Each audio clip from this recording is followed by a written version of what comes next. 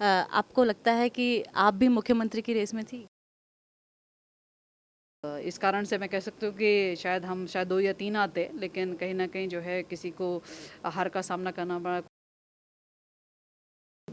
नमस्कार, आप देख रहे हैं देवभूमि इनसाइडर। मैं हूं आपके साथ रश्मि पंवार मेहर। अभी हमारे साथ मौजूद हैं कैबिनेट मंत्री रेखा आर्य जी। मैम, सबसे पहले तो आपको बहुत बहुत बधाई। जी, बहुत-बहुत धन्यवाद। धामी सरकार में आप दोबारा कैबिनेट मंत्री बनी हैं। हुँ। मैं इसके लिए अपने शीर्ष नेतृत्व का और अपने प्रदेश के नेतृत्व का और पुष्कर सिंह धामी जी का और अपने संगठन का बहुत धन्यवाद करती हूँ कि उन्होंने मुझ में पुनः विश्वास दिखाया है और दोबारा जो है महिलाओं के प्रतीकात्मक रूप से जो है मुझे अवसर दिया है। मैं बहुत आभार व्यक्त करती हूँ।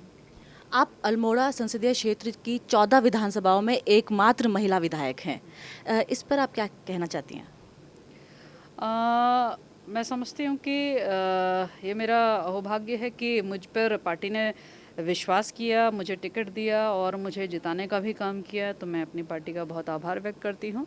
और ऐसा नहीं था कि हमारे यहाँ से पिथौरागढ़ से हमारी सम्मानित विधायिका पंजी वो भी चुनाव लड़ी थी, लेकिन वो कुछ मतों से रह गईं। तो इस कारण से मैं कह सकती हूँ कि शायद 2 या 3 आते, लेकिन कहीं न कहीं जो है किसी को हार का सामना करना पड़ा, कोई विजयी हुआ। तो मुझे ये सौभाग्य प्राप्त हुआ और मैं विजयी हुई और निश्चित रूप से अल्मोड़ा पिथौरागढ़ चाहे सीट हो अथवा हमारी पूरा प्रदेश का वो हो, महिलाओं के संदर्भ में लगातार काम पहले भी किए हैं और आगे भी होते रहेंगे। शपथ समारोह के दौरान आपके पारंपरिक परिधान की सबके ऊपर नजरें थी। इसके पीछे की क्या सोच है? देखिए, उत्तराखंड का और कुमाऊनी का जो परिधान है, वो अब के समय इस आधुनिक समय में धीरे-धीरे जो है विलुप्ति की ओर जा रहा है।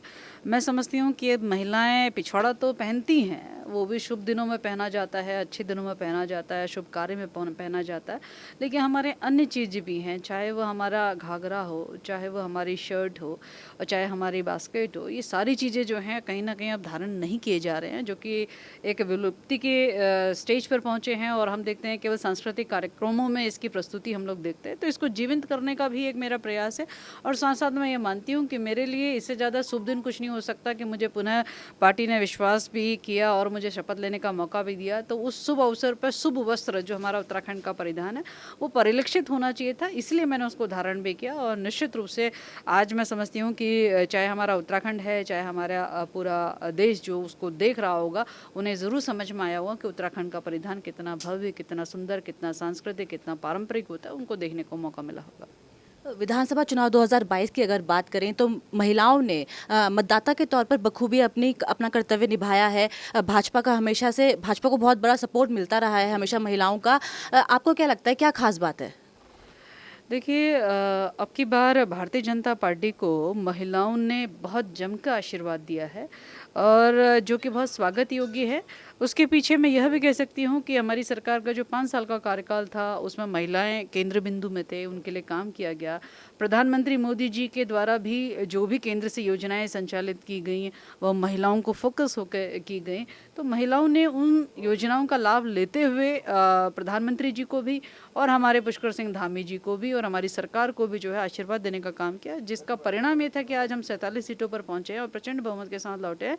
और मैं कह सकती हूँ कि हमारा जो ये 5 साल का कार्यकाल होगा, वो महिलाओं को केंद्र बिंदु में रखते हुए होगा। उनको आत्मनिर्भर बनाना, उनको आर्थिक रूप से सक्षम बनाना, उनको सामाजिक रूप से सक्षम बनाना, इस दिशा में हमारा पूरा काम जो है 5 साल का आप ज़रूर देखेंगे। कल जो पहली कैबिनेट बैठक थी उसमें यूनिफॉर्म सिविल कोड की बात की गई। अगर यूनिफॉर्म सिविल कोड के बारे में बात करें तो जो महिलाएं हैं वो सबसे ज़्यादा असमानता का शिकार होती हैं, तो आपको लगता है कि इससे महिलाओं को बहुत फ़ायदा मिलने वाला है? देखिए, निश्चित रूप से यूनिफ़ॉर्म सिविल कोड को कल कैबिनेट में हम लोग लेकर आए हैं और माननीय मुख्यमंत्री जी ने इसकी पहले ही चुनाव के दौरान में इस बात को कह दिया था कि हमारी सरकार बनती है, हम यूनिफ़ॉर्म सिविल कोड लेकर आएँगे और वो लेकर आए और उसमें एक कमेटी गठन के लिए सहमति बन गई है, उसका प्रस्ताव पारित हो गया है। तो मैं मानती हूँ कि जिस प्रकार से गोवा गवर्नमेंट में यूनिफ़ॉर्म सिविल कोड लागू है, ठीक उसी प्रकार से उत्तराखंड में भी यूनिफ़ॉर्म सिविल कोड लागू होगा। निश्चित रूप से जो महिलाएँ, चाहे वो विवाह के संदर्भ में कह लीजिए, चाहे वो एडॉप्शन के संदर्भ में कह लीजिए, उत्तराधिकारी के संदर्भ में कह लीजिए, संपत्ति के अधिकार के संदर्भ में कह लीजिए, जहाँ जहाँ वो वंचित होएगी और धर्म के आधार पर जो जिस प्रकार से भी सबने अपना अपना संविधान या अपना अपना नियम बना रखा है, वह भी एक यूनिफॉर्म वे में आएगा। तो उसके लिए बहुत आवश्यक था कि यूनिफॉर्म सिविल कोड को बनाया जाए, जिसके लिए लगातार सुप्रीम कोर्ट भी कहता रहा है और जिसके डायरेक्शंस हाई कोर्ट की तरफ से भी आते रहे। तो हमने उसका अनुपालन किया है। मैं माननीय मुख्यमंत्री जी का धन्यवाद कहूँगी कि उन्होंने इस विचार को लेकर भी आए, महिलाओं के हित में एक अच्छा फैसला जो है करने का काम किया। निश्चित रूप से जब कमेटी इस रिपोर्ट को बनाएगी और आगे चल के भारत सरकार में हम लोग भेजेंगे और राष्ट्रपति का अनुमोदन होगा, तो निश्चित रूप से मूर्त रूप लेगा और यहाँ पे जो है फिर सुख शांति और जो हम कह सकते हैं कि एकता का परिचय जो है उत्तराखंड में देखने को मिलेगा और पूरा देश भी एक होगा और साथ साथ मैं कह सकती हूँ कि महिलाएं और सशक्त होंगी। मैम अभी पोर्टफोलियो तो नहीं दिए गए हैं, फिर भी देखा उम्मीद है कि आप फिर से महिला सशक्तिकरण के लिए काम करेंगी। देखिए, मैं सिंगल मैं वो नहीं होंगी कि जो महिला सशक्तिकरण के लिए काम करेंगे। मैं समझती हूँ कि मुख्यमंत्री जी, पूरी सरकार, पूरी कैबिनेट महिलाओं को सशक्त करना, युवाओं को रोजगार पर करना, उत्तराखंड को नंबर 1 विकास के दिशा में जो है विकसित राज्य बनाना, यह हमारी सरकार का संकल्प है, यह मुख्यमंत्री पुष्कर सिंह धामी जी का संकल्प है। हम उसी दिशा में आगे बढ़ेंगे। मैम कुछ दिन पहले आपका एक बयान सामने आया था कि मुख्यमंत्री की रेस में सभी आगे। आपको लगता है कि आप भी मुख्यमंत्री की रेस में थी? देखिए, मुझे लगता है कि जिस किसी ने भी मुझे मीडिया में दावेदार दिखाया, मैं समझती हूँ ये सारी केवल और केवल मीडिया जनित खबरें थी, इसमें कहीं कोई सच्चाई नहीं थी और ये साफ साफ सबने कह दिया था। हमारा केंद्रीय नेतृत्व, शीर्ष नेतृत्व जिसको भी जिम्मेदारी देगा हम उसको स्वीकार करेंगे। मैंने ये ज़रूर कहा था कि पुष्कर सिंह धामी जी के नेतृत्व में हमने चुनाव लड़ा है, उनके नेतृत्व में जो है 47 सीटें आई हैं और प्रधानमंत्री मोदी जी के मार्गदर्शन में आई हैं, तो एक अवसर मिलना चाहिए, ये ज़रूर मैंने बात रखी थी। मुझे बेहद खुशी है कि जनता की भावना भी और विधायकों की भावना भी और साथ साथ मेरी भावना को भी जो है केंद्रीय नेतृत्व ने समझा और उनको जिम्मेदारी दी। मैं उनका बहुत धन्यवाद और स्वागत करती हूँ। मैं हमसे बात करने के लिए बहुत बहुत धन्यवाद। ये थी हमारे साथ रेखा आर्य जी, जिन्होंने कई विषयों को लेकर हमसे चर्चा की। कैमरामैन आशु के साथ रश्मि पंवार में है देवभूमि इनसाइडर।